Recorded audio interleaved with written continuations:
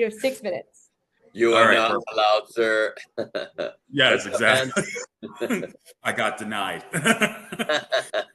It's an honor to meet you, Efren. I'm gonna say this right out before we start. I am a huge fan of yours since Napoleon Dynamite, Thank you, man. Crank, and even Do Justice, where you just went against type. You were awesome in that role. So I am so excited to talk to you about Seven Cemeteries.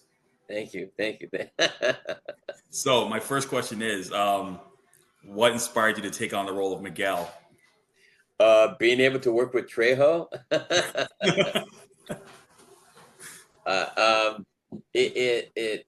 I throughout the years, I'll get scripts from my agents, and some project you read and you go, this doesn't make any sense, and other projects I go, oh, this makes full sense, but they don't want me. Oh, I understand that. And so when I received Seven Cemeteries, I understood that it's an ode to the Magnificent Seven or Seven Samurai, which I love because I love films that are character driven. And in this case, being able to work with Danny Trejo, where he's the protagonist who's got to fight for the community to go against the bad guy, who's played by the ever great Sal Lopez.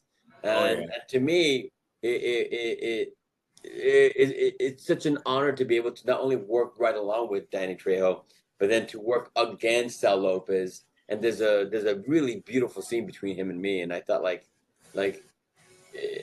mean, Sal Lopez, for an example, he is an actor's actor.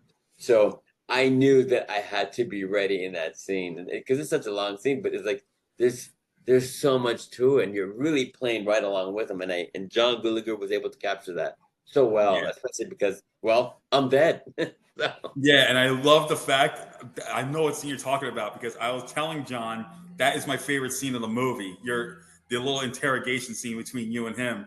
And I'm also a fan of Sal Lopez. I can go far as back as Midnight Madness back in 1980. Like, that's my first song. So I've seen his work for so many long. But I love the fact that while he is interrogating you, and here you are, just this dead zombie, he's playing the accordion. That's what cracked me up. That's why I love that scene so much, because that's something that just came out of left field. And I knew right away, like, this is going to be like, this is such a funny movie right here. This is like the best scene in the movie. Forget the action scenes. It's this one scene right here. Because where else are you to get a guy playing the accordion when he's interrogating someone? Heard of. Yeah. And then there are a few nuances and innuendos throughout the film, but I haven't seen the final cut, so I don't know what they kept and what's on the cutting room floor. So, I'm excited to see it myself. Yeah, you're going to be in for it, because I got to see it, and I enjoyed it so much. And cool. Maria Canals Barrera was awesome as the Bruja, the enchantress, as she calls herself, who's supposed to be your wife, basically. The love of my life. It's a Romeo and Juliet story. Well, technically, you had two Romeo and Juliet stories, because you had yours, and then you had the Luchadors, who also were, which is so beautifully written and so beautifully played by Richard and Emma. Emma Ramos is a Broadway actress, and Richard, of course, is on The Bear. And to be able to see, there was moments when the camera wasn't on me, so I was able to just step back or sit back and just watch them work. And I was just in awe of what they were doing. But to everybody, from Samantha Ashley to Sol Rodriguez, even Gilbert too. He's great. Danny's son.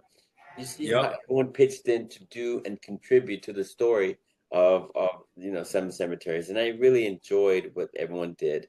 So I'm glad that you watched it and you enjoyed it. Yes, it's a really fun film, and I'm hoping everyone gets to see it when it comes out this Friday. I mean, and I like the fact that I like that you're such a versatile actor.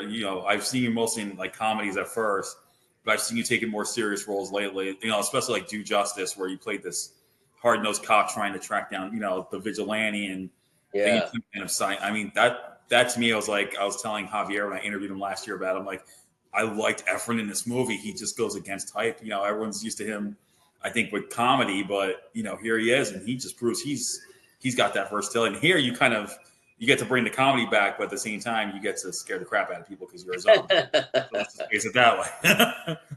In every little piece, I gotta put my hand in it. Get it? Yeah, you're like the thing of the movie, basically. You can say that. So finally, what's next for you after this movie's in the can? Is there anything that you can talk about? Yeah, I got 2 movies for next year, and one's a drama, and the other one's sort of a drama comedy. So you don't want to stick with one genre all the time because it just weighs heavy on the heart, and you kind of go like, okay, Yeah. So and something new just came about, but they're trying to work with my schedule, and it's I'm the straight guy, in a world full of idiots, and I was like, oh really? That's cool. So to me, I to be able to have that freedom to play different types of characters in all genres, I am fortunate, and I hope I could do that until I'm 110. Yeah, exactly. And who knows? You could work with Danny Trejo again. Like, that'd be awesome too, because you guys had such great chemistry in the film too. Yeah, he's so wonderful to work with. I was like, that's pretty cool. Everyone, check out Seven Cemeteries this Friday. It is such a fun piece. If you like Seven Samurai, you like zombies, perfect blending of the two with a lot of comedy mixed in. And Efren, man, it is an honor to have talked to you about the film, and you stay awesome as always. Thank you, man. Thank you. Likewise. All right. Thank you. Take care.